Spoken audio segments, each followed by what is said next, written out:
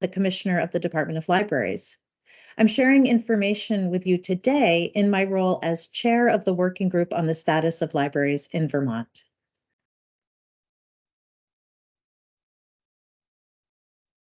Act 66, related to making miscellaneous changes in education laws, created the working group on the status of libraries in Vermont, responsible for studying the statewide status of libraries and submitting a report on their studies to the House and Senate Committees on Education by November 1st, 2023. The working group met its goal of providing the legislature with its report and recommendations on the 1st of November. The chairs and vice chairs of the Senate and House Education Committee were notified directly of the working group's completion of its report. Having completed its work and per its founding legislation, the working group has actually ceased to exist, and that took place on December 1st, 2023. As chair of the working group, I look forward to providing the legislature with any information they need and deem appropriate during the upcoming legislative session. This morning, I will provide you with an overview of the report. This report overview is really intended for our Vermont library community and any members of the general public who have joined us for the presentation. After the overview of the report, we'll open the floor to attendees so that you can ask questions or share comments on our work. I invite working group members who are present today to turn their cameras on and to join me in sharing relevant information as they see fit during the overview of our report.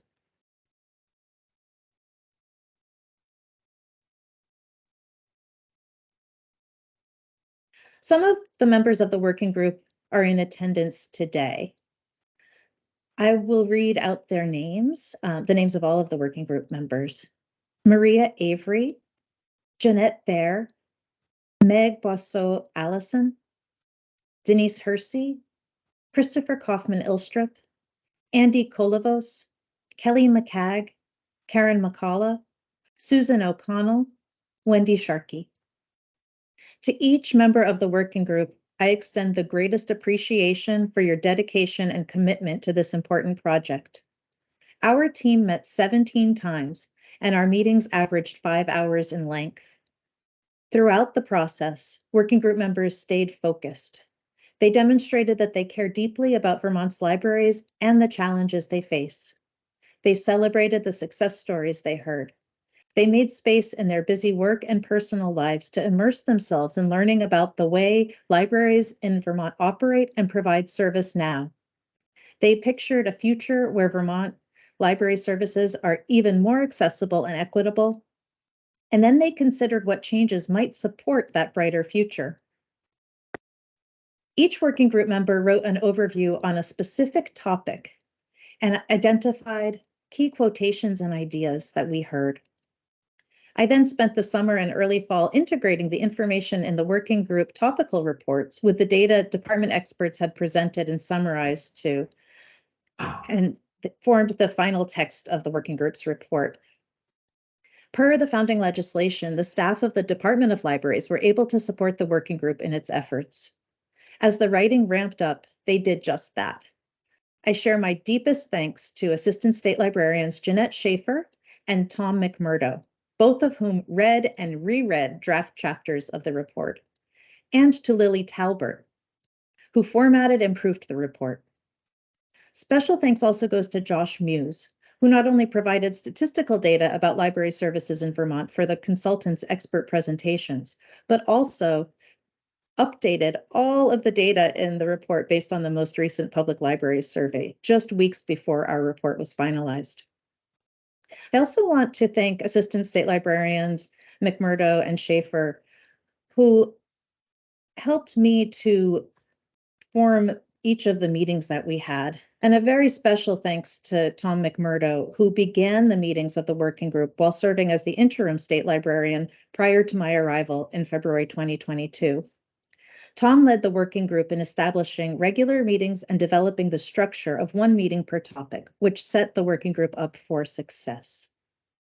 I understand that Senator Ruth Hardy has joined us, and I would love to turn it over to Senator Hardy to share remarks, as the senator was instrumental in the formation of this working group. Senator? Good morning. Thank you, Catherine, and apologies for being late. I had technical issues, which I seem to always have when I do a Teams meeting. Um, but thank you so much and for letting me speak for a few minutes. And I can't see everyone on the call, but thank you so much to all the librarians who work across our state. I am a huge fan of libraries and librarians and come from a family with lots of librarians and library users in it.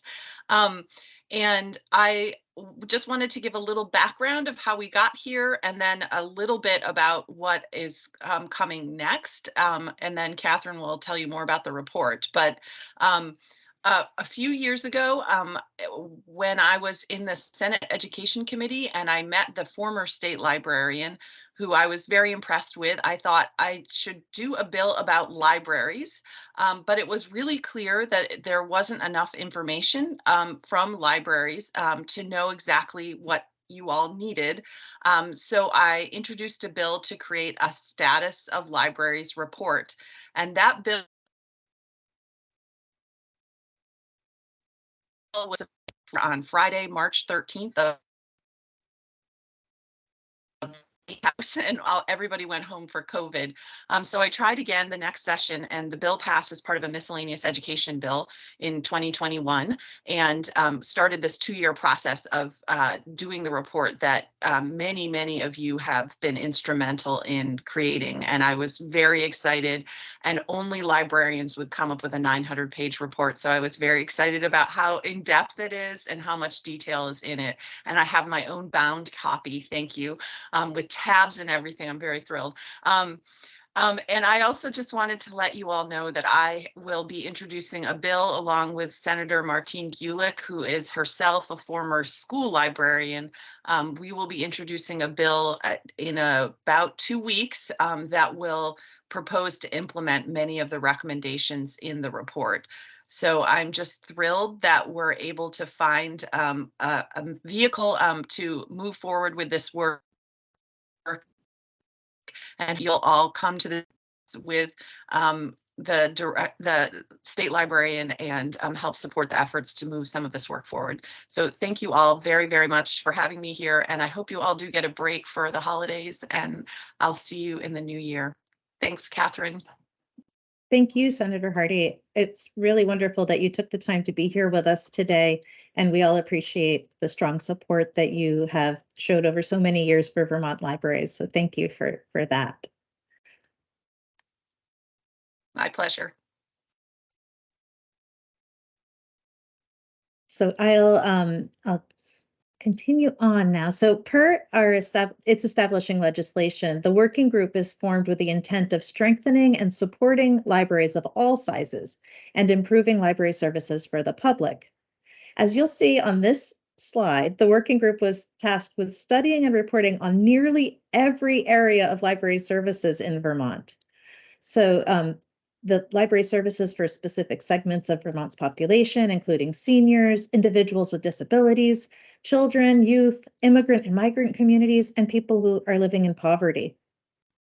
The working group was tasked with studying the role that libraries play in emergency preparedness in their communities, and also the role that they play in cultural diversity and inclusion, public health and safety, community identity and resiliency, economic development, and access to public programs and services. Because the impact of COVID-19 was felt throughout the state and throughout the country, the working group was charged with looking at the impacts of COVID and the pandemic on library operations and services, and then reporting on the current status of libraries, including programming, collections, facilities, technology, and staffing. We did this work by organizing our meetings by topic over the course of more than 2 years. We announced each upcoming topic to the community and requested written comments from the public, library staff, and library trustees. We then scheduled representative individuals to share their perspectives with us in the topic meetings. Individuals had time to present their comments, and then we asked each of them for information and asked some follow-up questions.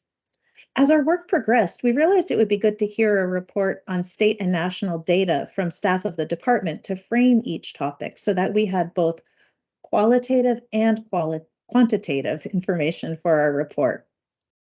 We also realized the importance of hearing from state and national experts on various topics. I want to take this opportunity to thank Department of Library staff who contributed to the success of our study and report by presenting information within their subject expertise. So thank you, library consultants. We really appreciate the great work that you did and how you pulled those reports together, tying together state, national, and regional data, and presenting really cohesive reports on each of the topics. I also want to again thank Assistant State Librarians Tom McMurdo and Jeanette Schaefer for working with me to identify national and regional experts and to schedule presentations to our working group. You can find the full report of the working group both on the working group's webpage and on the legislators page that lists various reports submitted to the General Assembly.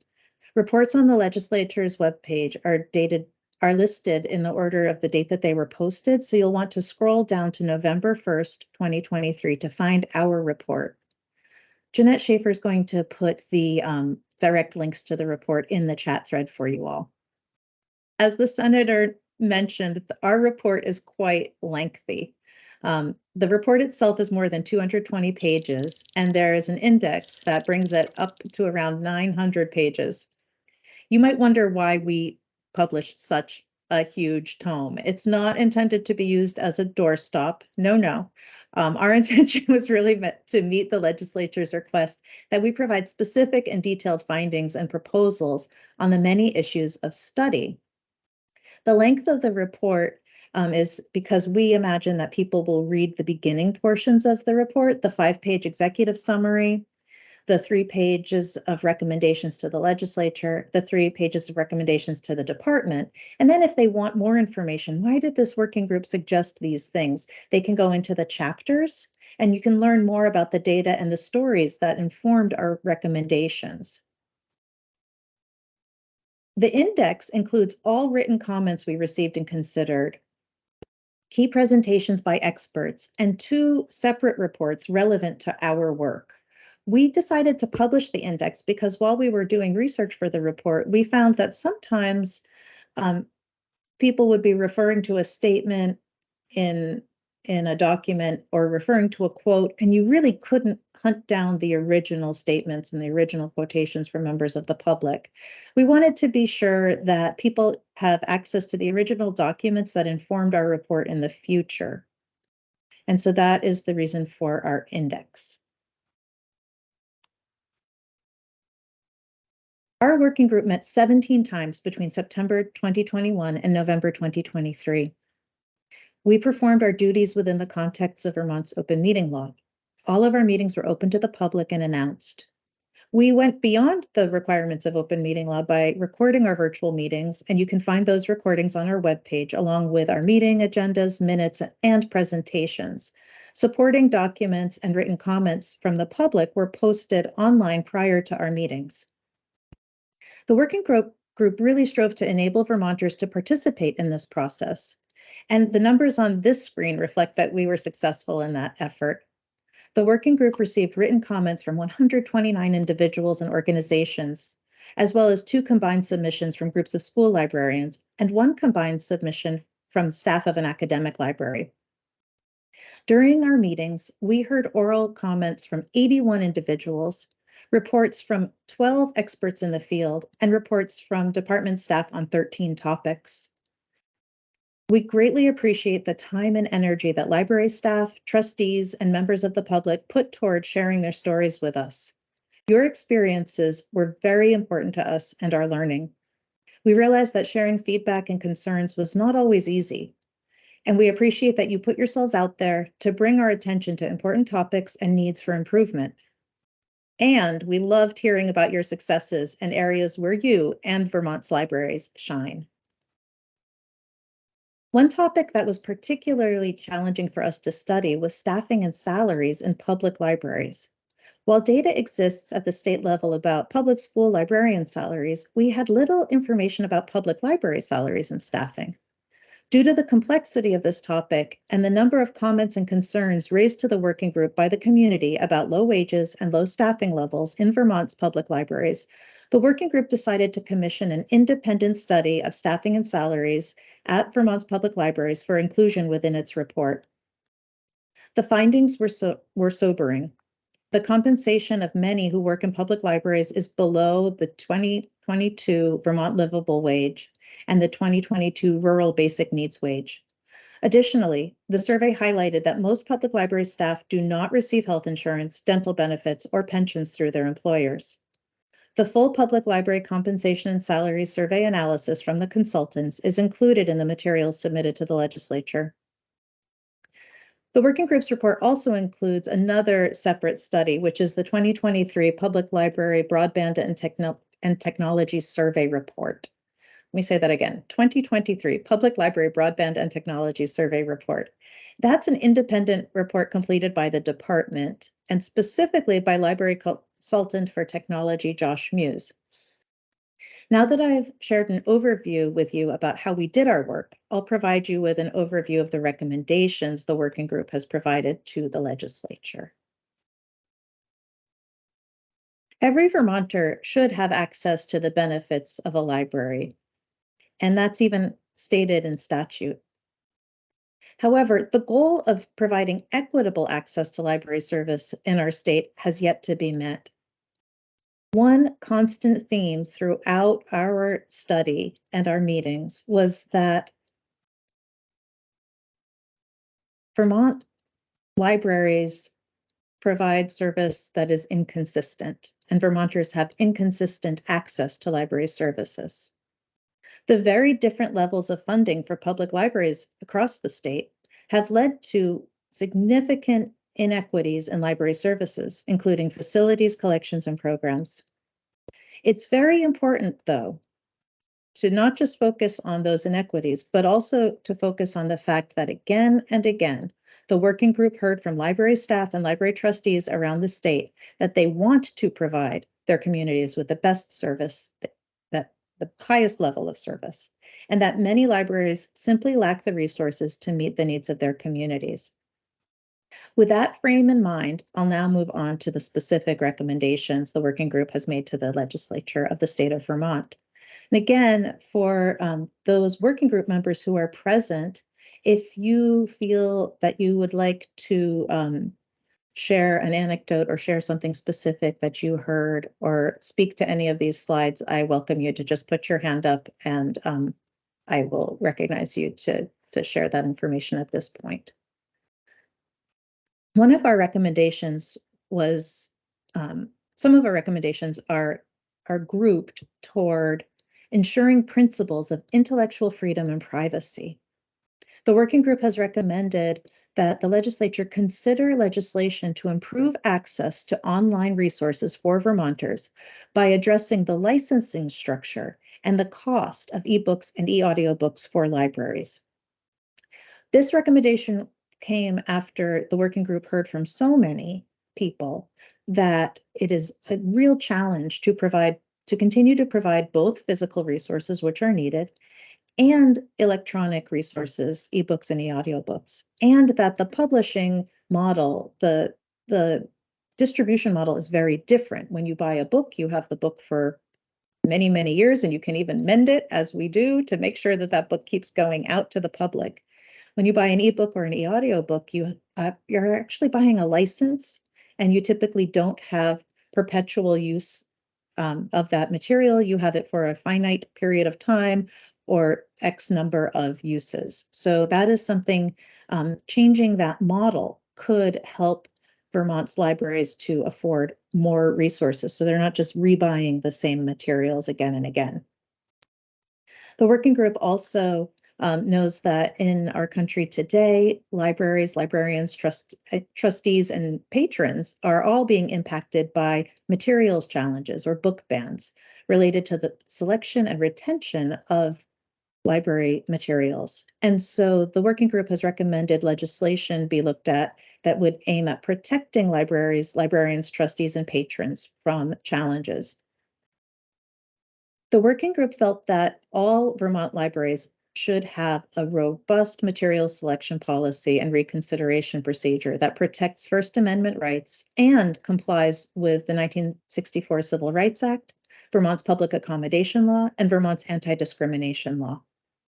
Framing our collection development policies and our reconsideration procedures and our retention procedures within existing laws in our land is something that seems very important to do at this time, so that Vermont's libraries have collections that really represent the diversity of voices, the diversity of authors, multiple perspectives, multiple viewpoints.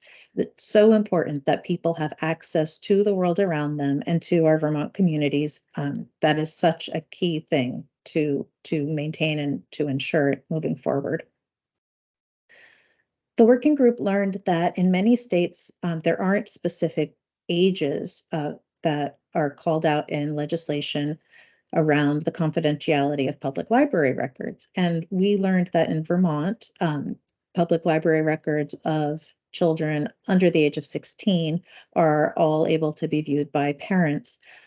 It would be very difficult for some of the youth in Vermont to gain information that they need in order to make some of the health decisions that they are able to make per statute in our state without access to information about those things. It's also challenging for kids to learn about topics that may not, that may be a little bit in an area that they wish not to tell everybody that they're interested in yet. Just as adults like to read things privately and think through ideas and learn with some privacy and with the freedom intellectually to do that, Vermont's youth also have that same desire. And so we recommended that the legislature expand the confidentiality of public library records to minors aged 12 and older, so that kids have the opportunity to learn about many different things in age-appropriate materials. And we also see that today, we really heard today that people are very concerned about cybersecurity and concerned about data privacy. And we recognize that all of people's learning doesn't just happen in the walls of a library. And so the working group has recommended to the legislature that they consider legislation to protect the privacy of Vermonters when accessing any information online, not just library information. And that could be in terms of cookie, and knowing about when you're using cookies, cookie disclosure laws, and other legislation of that type, such as the European Union has or the state of California has. The working group was very interested in fostering more inclusive and accessible libraries, and so made recommendations that if there were funding available, and that is a big if, the working group's report has lots of areas where we could, as a state, expand services and where Vermonters would benefit. And we also recognize that this is a very challenging time to be expanding services. So all of the expansions were framed within the context of the legislature and the public kind of weighing in on which services it's important to expand and how those relate to other services in Vermont that we're trying to maintain or also expand in non-library areas. But if there were resources available, then areas that the working group felt could be looked at for expansion included services for Vermonters living with disabilities, including deaf and hard of hearing individuals, library services for Vermonters who are living with cognitive disabilities, learning differences, and mental health disabilities, increased support and collections for resource sharing of non-English language materials for Vermonters, which are really challenging to locate, to procure, and to maintain, in addition to English language materials that most libraries focus on now. Increased access to information and government services through translation services for public libraries. increased annual support for libraries in Vermont's correctional facilities so that they operate more efficiently and provide incarcerated individuals with more access to library resources. The department does provide materials for those who are incarcerated in Vermont, and this was an idea of expanding the services and the resources. And the final recommendation in this topic was to consider the development of a statewide books by mail service to ensure that people with mobility disabilities or transportation challenges are able to access library materials easily if they are, say, homebound Vermonters. Our working group had we had school librarians on the working group, and that was really important because the working group's report is not just geared at public libraries, but also school libraries and academic libraries. And so we've had both school librarians and academic librarians represented in our cohort. And one real push for us is to support academic success. That was something that we heard a lot, that kids need the resources that will help them to learn and grow and to be ready for success. And that starts with early childhood literacy, but then having resources and materials to support the curriculum is also important. And so the working group was recommending that a possible area for expansion would be in statewide research databases for the pre-K to 12 grade audience. And the working group also heard from a number of people in the community that they really missed a position that had been cut about 20 years ago from the Agency of Education. That position supported school librarians within the Agency of Education. And so the working group made a recommendation to restore that position either to the Agency of Education or to have that position in the Department of Libraries so that the AASL school library standards could be implemented statewide. As many of the folks on the call right now know, Vermont doesn't have any Masters of Library Science programs in its boundaries. Our institutions of higher education don't offer that program, that specific ALA accredited master's degree in library science. And so we really heard a lot about the importance of continuing education and the importance of the Department of Libraries in providing the services that the department provides now, but also potentially in expanding and growing that over time. And the state statute currently says that the Department of Libraries, I think it says may, provide seminars and workshops and other programs. And the working group was recommending that that may be changed to a shall. So that was really a codified expectation for the department and something that would be more difficult to take away in the future, to really ensure that that was something that the department be required to do. And of course, the department supports continuing to provide the community with continuing education opportunities. The department currently issues certificates of public librarianship, and there was a recommendation to really formalize that in statute to authorize the department to issue those certificates as well, because they're not mentioned in statute in the way that the certification process is mentioned in some other areas like Agency of Education's role. And just a note on this too, the training for library staff, some folks may be thinking, wait, but doesn't UVM have a training program for school librarians or school media specialists? It does have a program. It's not an American Library Association accredited program. And so one of the things that came up during the working groups hearing from the community was that it can be hard to move between states, and that's a challenge for folks. So I did want to just point that out, that there is a higher education institution that offers a program in school librarianship specifically, not in all areas of librarianship, but that there is a difference between that credential and a master's degree program. And we really heard again and again that there are certain staff in the department that, people wish could be multiplied. And one of them is our continuing education consultant. So I do just want to give a shout out right now to Joy, whose ears must have been burning the whole time during those conversations, because the community was really appreciative of the work that department staff have been doing for years and about the resurgence of that continuing education program, which Joy Borland, the consultant for CE and for small and rural librarians, has been leading. So I can't help but mention that because it was something we heard so much from people. And people were concerned that in the future, if there were any impacts to the budget, that they really didn't want to see continuing education go away. One of the things that the working group heard was that when you're in small libraries and you're in libraries with tight budgets, one thing that's really useful is to have shared collections at the state level.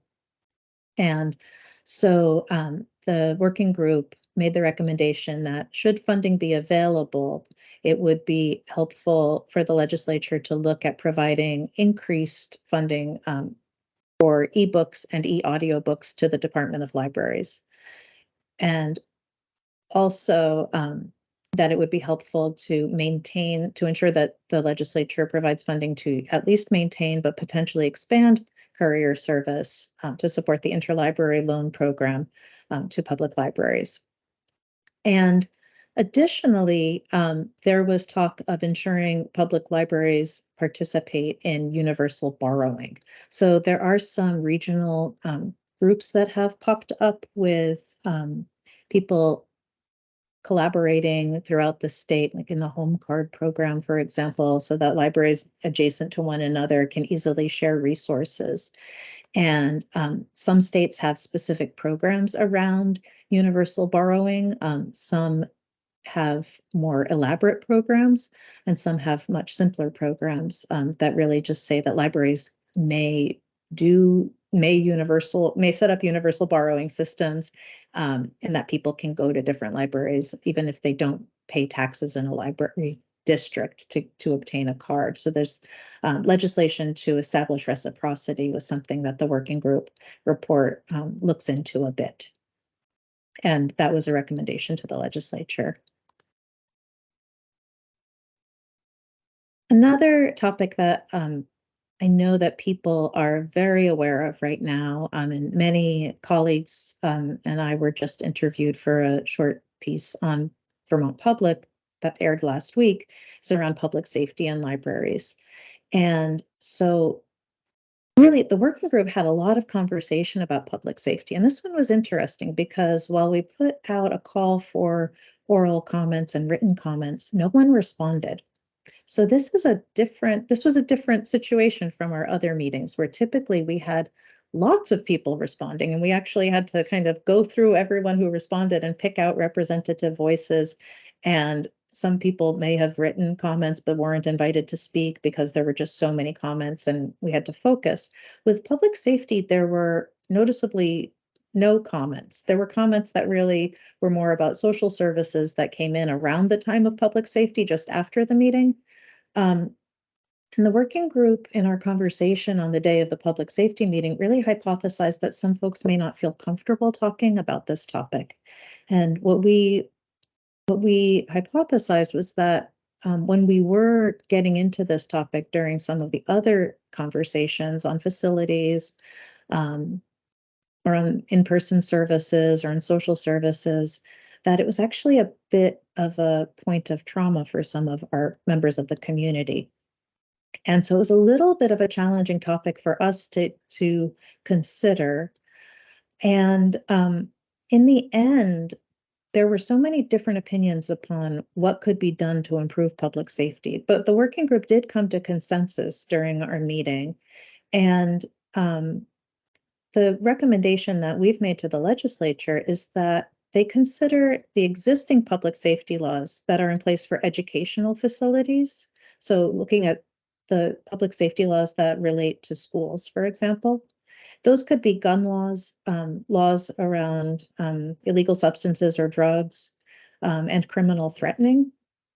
and to really consider whether it would be appropriate to also extend the same protections to both municipal and incorporated public libraries in the state. The reason that we called that out is that sometimes when laws are passed, we had noticed in the working group that there can be gaps. And sometimes people forget that some of the libraries are municipally owned and some are owned by incorporated public libraries. Sometimes there can even be municipal staff working in a building owned by a foundation.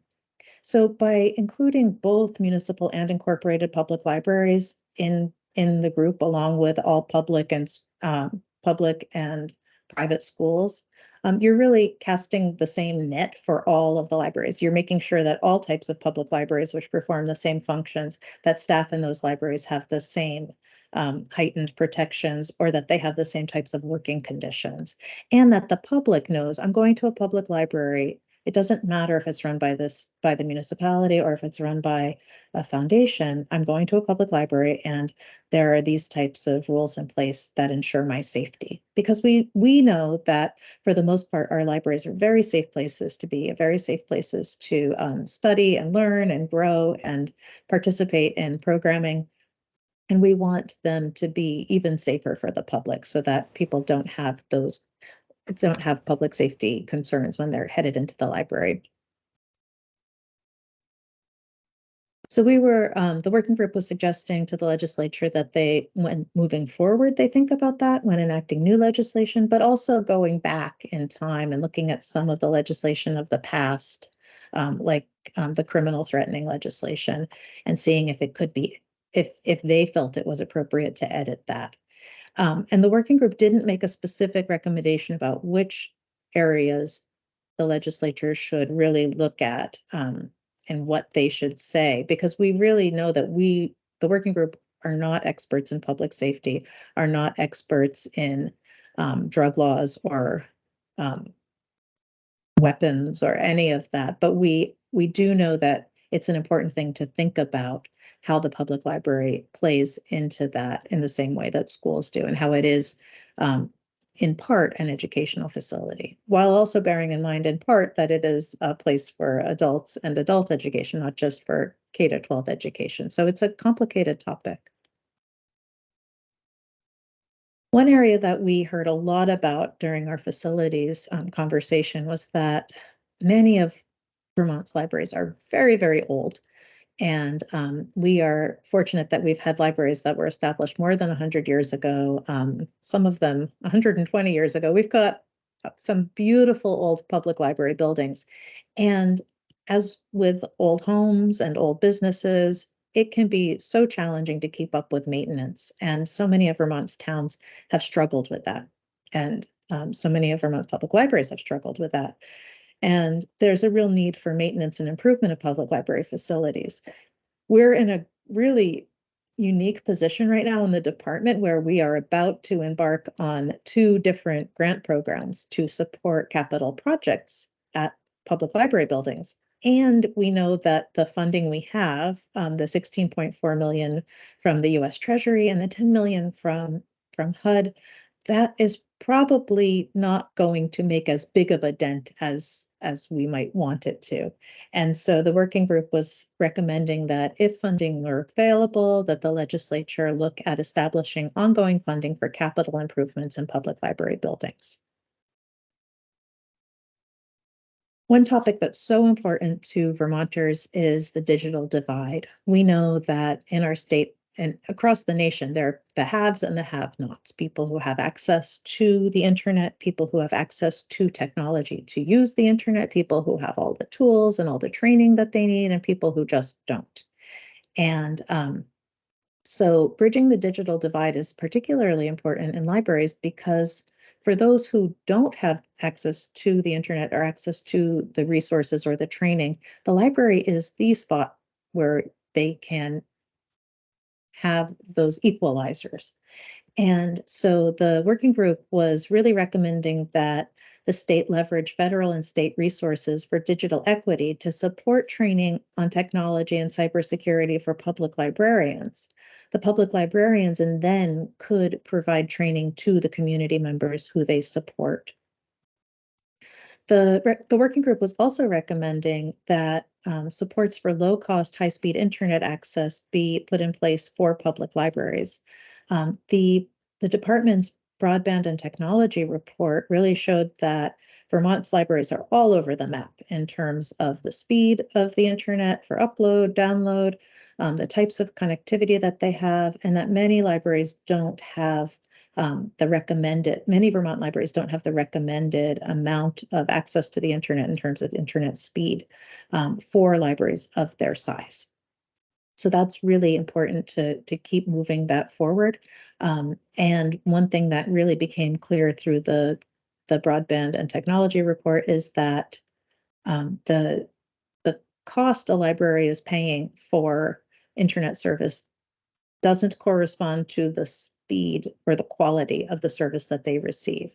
And so that report daylights the various types of internet access by county and the costs per county. And the department and the working group are hopeful that in the future that public libraries may have resources or have subsidized internet access, and that's something that the state could look toward together to try to really remember that the public library is a place where everyone goes, and it's really important for the public good to maintain that high-speed, low-cost internet access at our public libraries. Even if everybody's communities are built out with broadband and homes, not every Vermonter has a home, and this is still an important area for us to look at. Something that kept coming up again and again, and if everybody could mute, that would be great. Thank you. Something that came up again and again is that people are very confused, and we hear this in the department too, not just in the working group. People are very confused about who's responsible for decisions that are being made in public libraries, and who's responsible, for example, for hiring and supervising a director. I've walked into numerous libraries and been asked, do you know who my boss is? So that's a very confusing aspect of public librarianship and in public library governance. And the working group recommended that that it would be a good idea to clarify the role of library boards and municipalities in municipal public libraries, including who has the authority to hire and supervise the director. Now, this is tricky because state statute may not say the same thing that a town charter says. And in that case, my understanding is the town charter prevails, but it would potentially be a good area for the legislature to look at, the working group thought. Another thing that the working group noticed was that while state statute says that public libraries are very important and that people in Vermont should have access to them, statute's not clear on who should fund them and at what level. So that's an area that the working group felt that the legislature might want to look at more closely, as well as the language around establishment and maintenance of libraries. Who's responsible for those functions?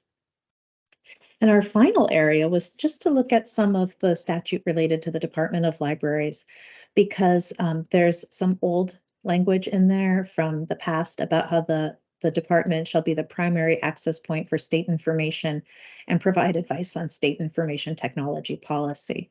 While I do, as a state librarian, sit on the web portal board, the department is no longer the primary access point for state information. So the working group was recommending that language be revised.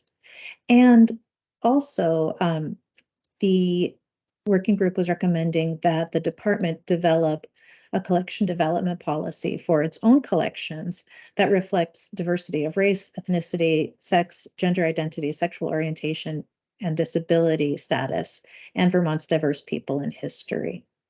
And again, that collection development policy would be consistent with the 1964 Civil Rights Act and Vermont's public accommodation laws and anti-discrimination laws. That, my friends, is the last of me talking nonstop. So I'm now going to ask you if you have, so first off, I want to ask for any comments from working group members who are here today, if there was anything you wanted to add to what I've shared.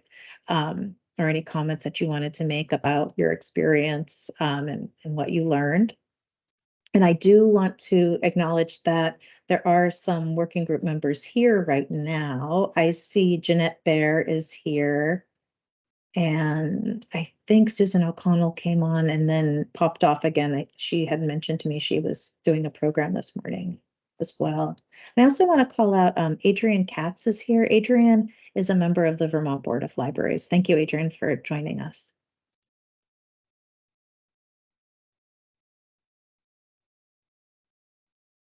So I want to open up the floor to you all for questions, to attendees. If you have questions or comments.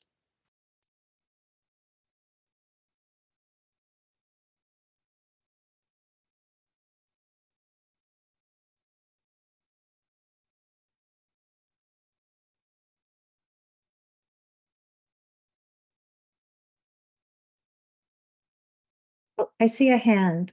Glenn McCrae.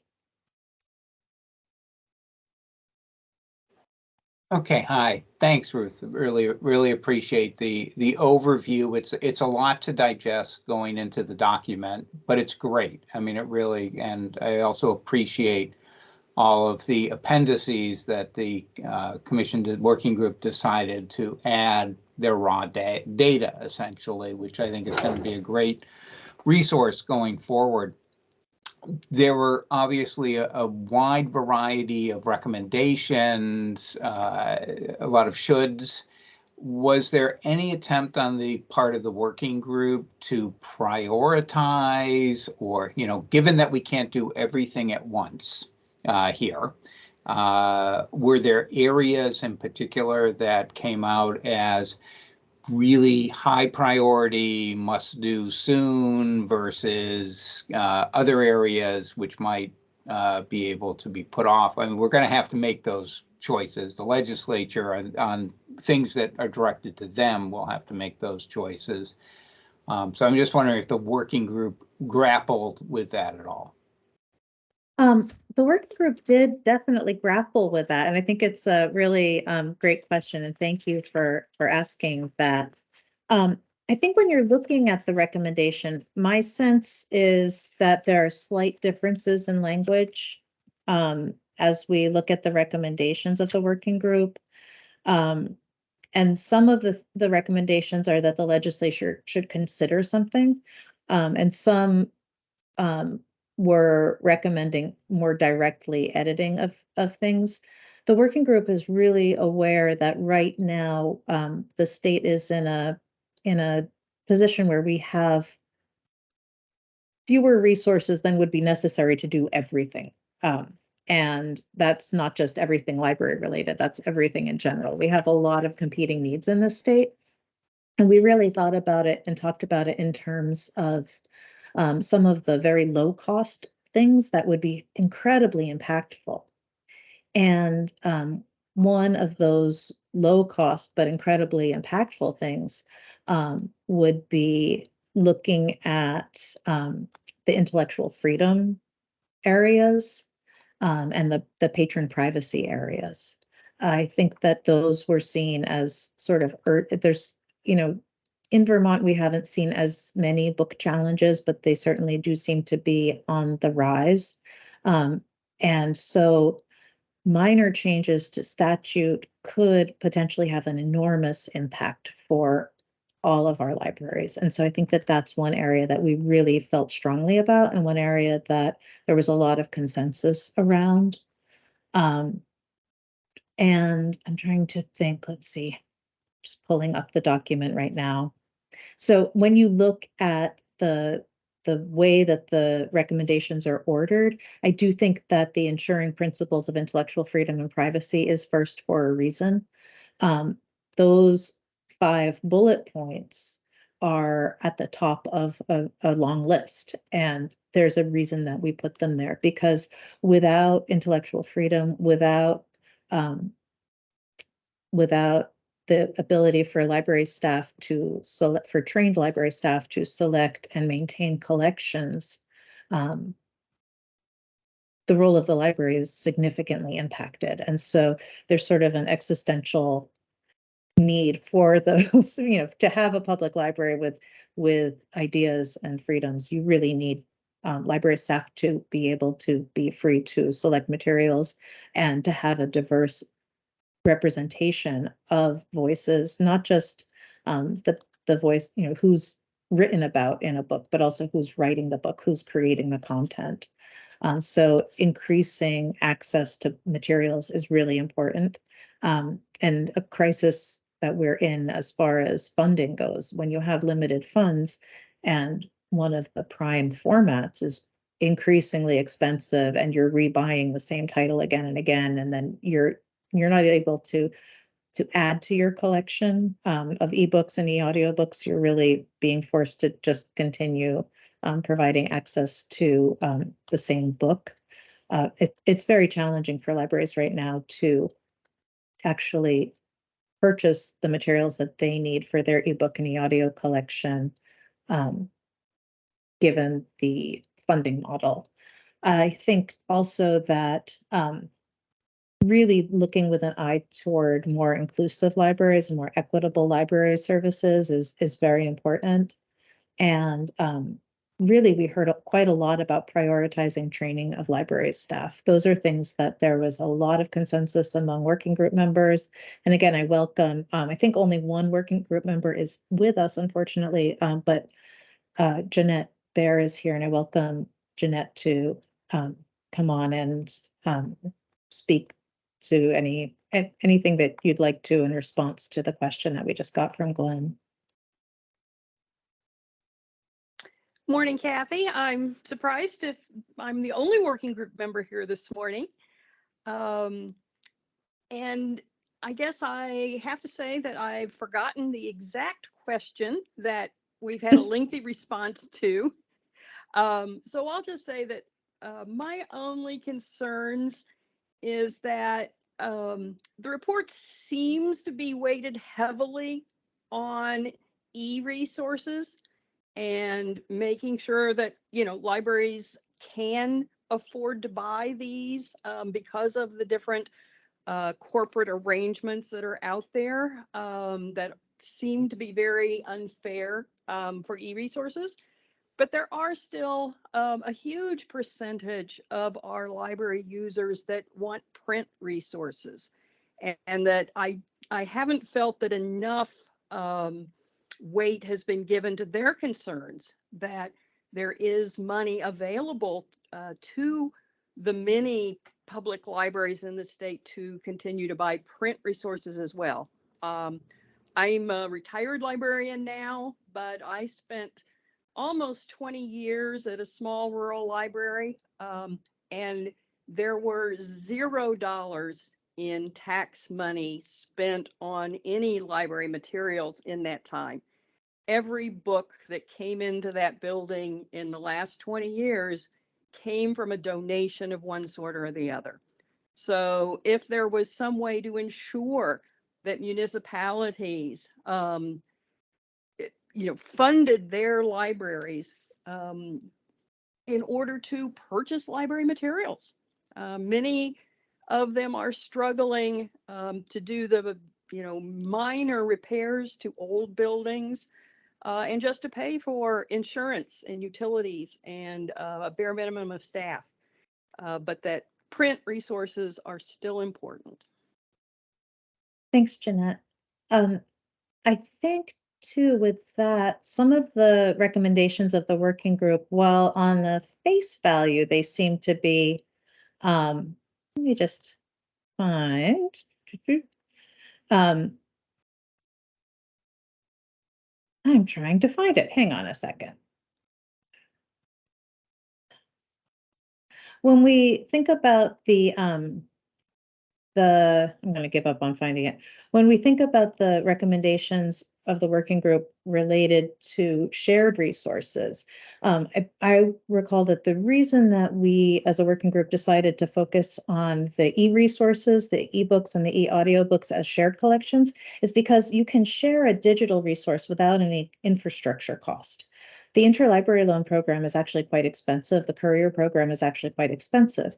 And so if the if we focused on expanding and maintaining and growing the online resources as a shared resource with no cost for moving the items around, that would enable the local library to focus more of their funding on their physical print collections, which are incredibly important to libraries still. We really did hear that people prioritize sometimes the prioritization is difficult. When you have a small budget, you have an aging building, you have rising costs of staff and benefits. And the libraries are struggling to, as costs go up, when they see their budgets flatlined, that is a real concern for them. And the structures and organizations chapter goes into that in some depth and looks at some of the funding issues. Definitely, the department is aware that there are a couple of libraries that receive no money from municipalities, so that is a real struggle and a concern, and absolutely prioritizing both print and electronic materials continues to be something that Vermont's libraries want to do and should do to meet the needs of the community. Well, and it really does greatly increase the pressure on librarians when they're being asked to provide access to both the electronic and the print of the same title. It's a struggle. Absolutely. Are there other questions or comments or thoughts? Oh, there's a question from Marie at Warren Public Library in the chat. Is there a plan to update the public library standards as a part of this process? The answer to that is yes. The department would like to update the standards, which were last put into place in 1986, and that's the most recent document that we could find on file with the state. There is a rulemaking process. There is a question about that Senator Hardy's bill may address about whether the department currently has the authority to do that. So that's an interesting aspect. And that's a no-cost thing to give the department, if the legislature wished to give the department the authority to actually update these standards. The department is open to that. And that's one reason that when writing the working group, that we captured the working group's feedback for the department around the minimum standards. And so what could potentially happen is if the department's authorized to do the standards through the legislative process, then the department could use the state's established rulemaking process to update the minimum standards. And there is a lot about kind of the nuts and bolts of providing public library service in the standards. And the standards currently, being from 1986, don't address our current technological situation or the different types of formats. And so that's really, it would be very good to have them updated and to bring them into the 21st century. Jeanette? I'll chime in here on standards as well, that, having those standards in place and really raising those standards, like you said, to the 21st century, and tying meeting those standards to the ability to apply for grants and services through the Department of Libraries is, really the incentive that local boards and select boards need in order to meet those standards.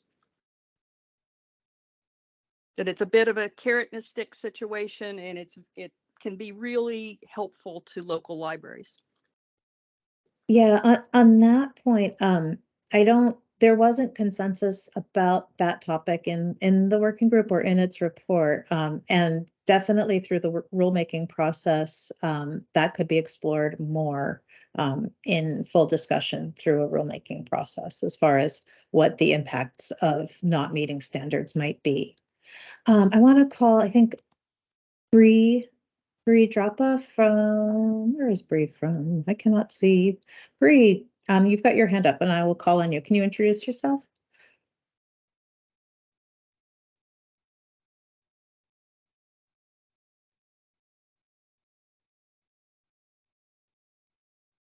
Bree, did you want to make a comment? Not hearing Bree, unfortunately. Oh, I'm sorry. I had a little internet hiccup. Oh, okay, great. Hi. Yeah. Bree, can you remind us which library you're from? I should have Sure, asked I'm that for from- everybody who, Yeah, I'm from the Westford Public Library. thanks. So I had a question. First of all, I want to say thank you for this Herculean task and report. I read all 200 pages of it and some of the 700 pages. So I really appreciate a lot of the recommendations. One of the recommendations I do have a question about is the lowering of the privacy age from 16 to 12. While I understand all the good theoretical reasons behind that, and I truly appreciate that, being a parent of 3 teenagers, I do have some practical concerns with lowering the age to 12. And some of that involves loss, kids lose things. So there's a risk loss component, and having to go after a 12-year-old for money or for book replacement seems a bit wrong in my book, and feels really wrong as an adult, kind of shaking down a child for being responsible. So perhaps maybe in the legislation, something is around circulation history rather than some of those more practical aspects. And the other part of that one is also to contacting them. Most of the time we contact our patrons via email, and most 12-year-olds do not have email outside of their school email, because many people don't get accounts until at least 13. So it feels a bit like a murky issue if contacting a child without their parents' consent, and also having to contact them through a school email. So it sounds like there's a forms group or a rules group that will meet on each of these recommendations to the legislature. I mean, you just said something about like maybe we'll talk about that when we make some forms or rules on something else. So that might be something that needs to be considered, some of those kind of practical aspects around that one. But other than that, like, I really appreciate the spirit and the theory behind that, because I do think a lot of our Vermont teens are struggling with a lot of different issues now that they might not want their family to be clued in on quite yet. So thank you. Thanks, Bree.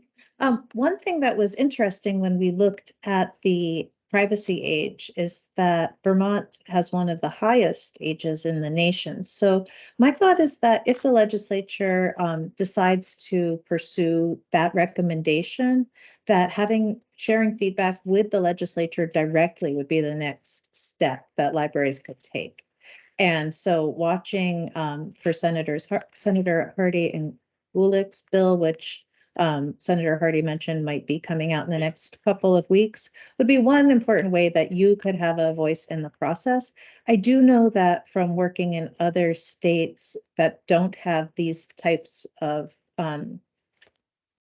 this high age, that they do have processes, and that we would be joining colleagues in other states. Vermont's libraries wouldn't be alone in that. There are states that already have the age of 12 or even have no age at all listed in their state statutes. So I think that we would be able to, if the legislature picked up that idea and pursued it, there would be very many opportunities for discourse to the legislature, and opportunities for you to share, as Bree did, your thoughts with your local legislator. But also, if the legislature changed the age, then we could definitely connect with other state libraries and other colleagues in other states who can explain how they do things. One practice that people do is saying that there is a book due, but the parents are responsible for paying for it, but that they don't give the title to the parents. So that conversation about the title happens at between the child and the library, and then the child returns the book. So that is kind of how it works when I've seen it before in other states. But again, what will happen, I just want to be clear about what happens next. And what would be happening next here is that now that the working group has delivered its report, the next movers are really the legislators. And they will be doing things like crafting bills and then bringing them forward in committee. And if members of the public or members of the library community, if they're a library associate, the Vermont Library Association or VISLA, if you're interested in seeing legislation move forward, that's something that you can work together to do now. The department's not going to be coordinating that. And I want to say this kind of separating. It's a little confusing because, right, I've been presenting as the working group chair, but I'm also the state librarian. The department will be responding directly with the department's opinion on things. I can still speak to what the working group heard, but in the legislative season, once the session starts and I'm called in, I'll be really representing the department within the agency of administration.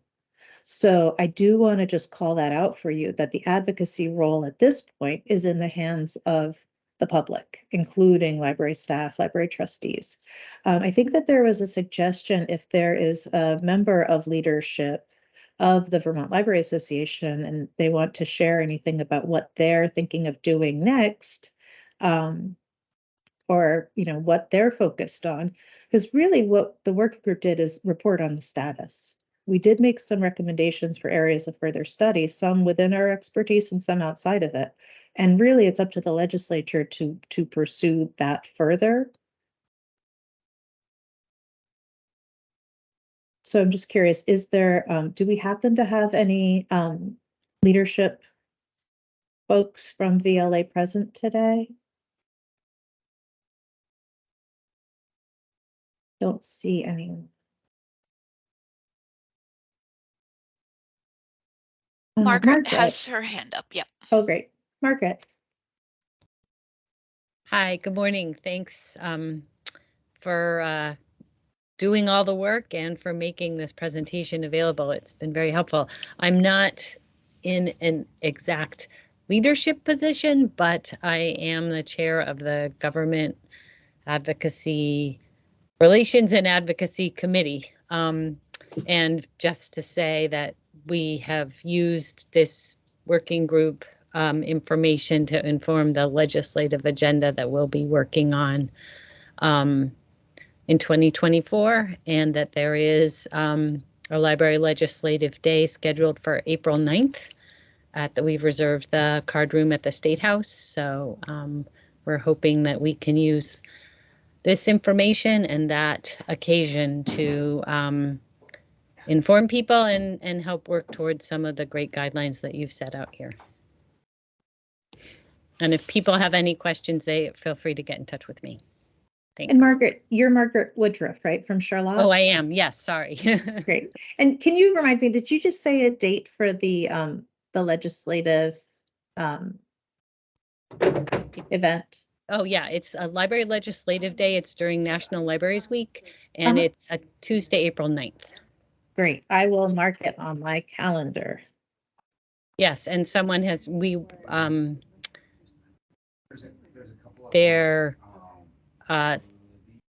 somebody else has put in the chat about there will be a VLA meeting on January 26th to talk about the working group as well. And I saw an email come out from VLA to get feedback from folks. Yeah. Great. Thank you so much, Margaret. I really you're appreciate that you jumped in to share what VLA is doing. If there are any VISLA members, the Vermont School Library Association, if any VISLA members are present and would like to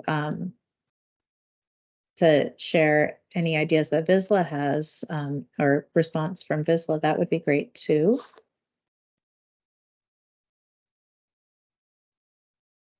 or any academic librarians or part of the state's professional organization. Are there any other folks who have comments or questions?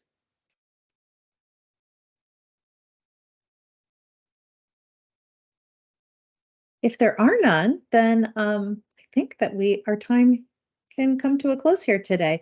It's been a real honor to chair the working group and to connect with so many people. When I first joined the department, I found, I knew that the working group was in progress, but I found out just how much work it was going to be. And I did feel a little bit daunted, I will admit. But the working group members have really rallied and I